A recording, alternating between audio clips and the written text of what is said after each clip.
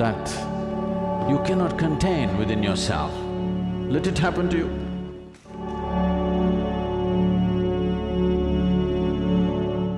We are in the process of consecrating a Yogeshwara Linga.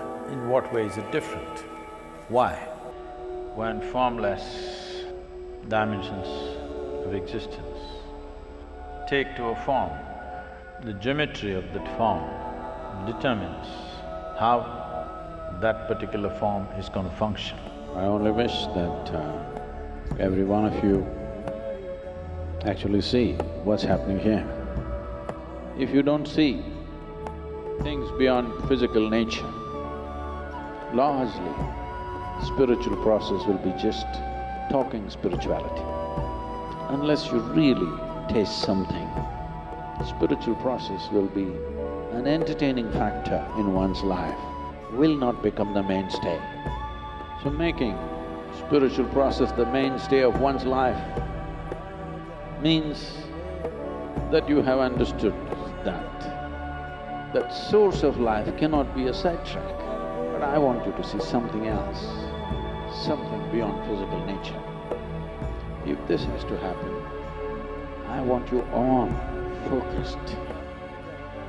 It should feel like one breath, one being. Then everything that's in my experience will become yours. I want this to happen.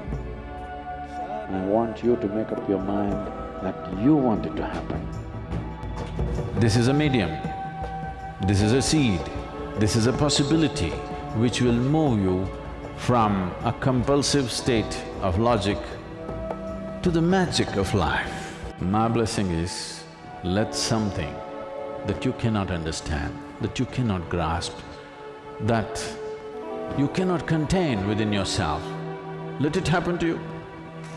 May you be overwhelmed by life. May you be overwhelmed by this tremendous phenomena that is creation and creator at the same time.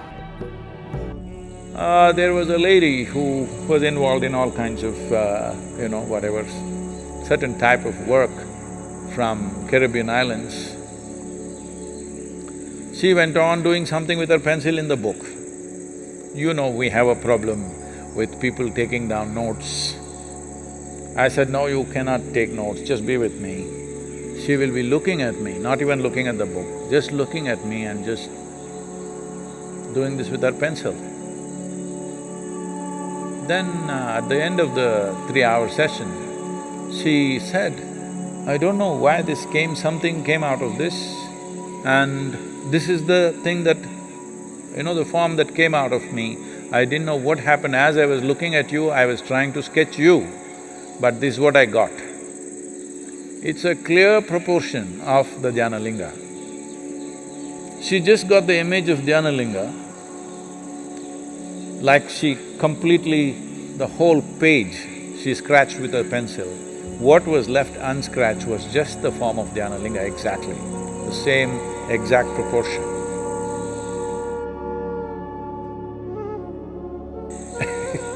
But she was trying to make a picture of me. So I'm telling you, consecrated forms are not limited to its physical space.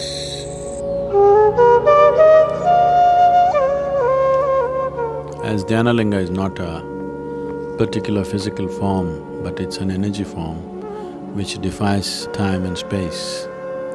So if one is willing, it's available to you wherever you are. But still that may sound very abstract for many of you. So I would say it's best if you've made at least one visit, if you have beheld Dhyana Linga, if you've sat there, the sowing of the spiritual seed through the Dhyana Linga will anyway happen within you. And if you just fix a certain time for yourself, preferably in the morning or evening, and simply sit quietly, the energy of Dhyana Linga will definitely envelop you from within.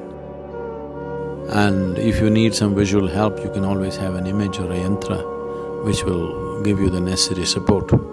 But all these supports are only because one is psychologically distracted. Otherwise, none of these are needed. The sowing of the spiritual seed that happens by being in the presence will take care of this anyway. But if you need support, you can always have visual support, or even the mantra, a CD being played or something like this, which will give you the necessary auditory support. But essentially, if you just keep one space in your house and simply sit quietly, you should feel that space from within yourself.